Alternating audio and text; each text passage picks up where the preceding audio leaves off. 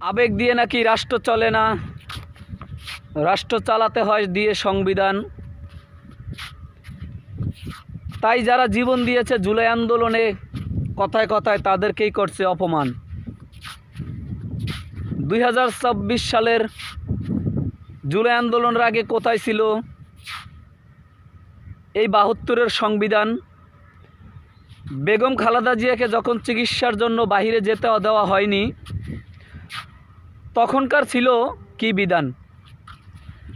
যারা আজকে বিশ্লেষক, মুক্তিযোদ্ধা, বুদ্ধিজীবী বলে পরিচয় দেয় নিজেদেরকে,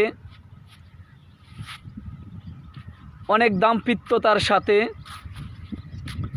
সেই সময় তারা সংবিধান পড়েছিল কি বসে বসে বউয়ের শাড়ির আঁচলের নিচে? এত বুদ্ধিজীবী, এত জ্ঞানী লোক এই দেশে বেঁচে থাকতে